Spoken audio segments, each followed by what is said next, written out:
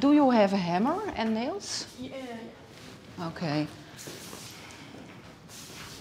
Hoe gaat het, Claudie, met de voorbereidingen? Altijd zoeken naar de juiste manier hoe het te presenteren en wat het mooiste licht is.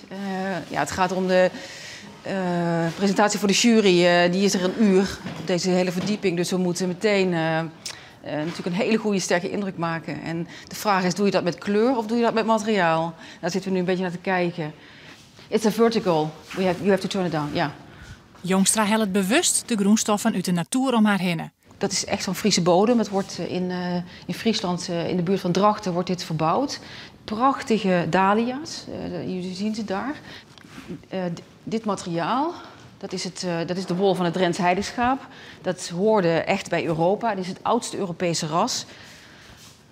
Ja, die kleur is zo spectaculair. Dat vind ik elke keer als ik hem zelf zie, dat je je bijna niet kunt voorstellen dat dit voortkomt uit levend materiaal. What do you say?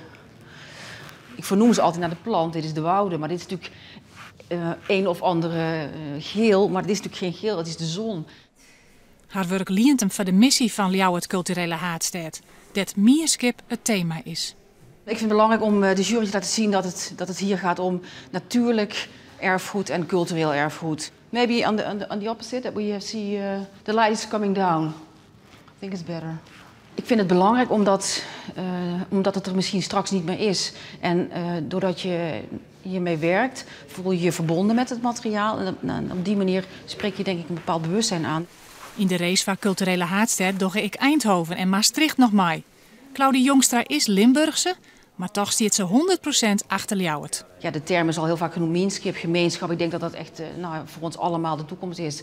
En ik denk dat wij daarmee ongelooflijk grote kanshebber zijn. Ja.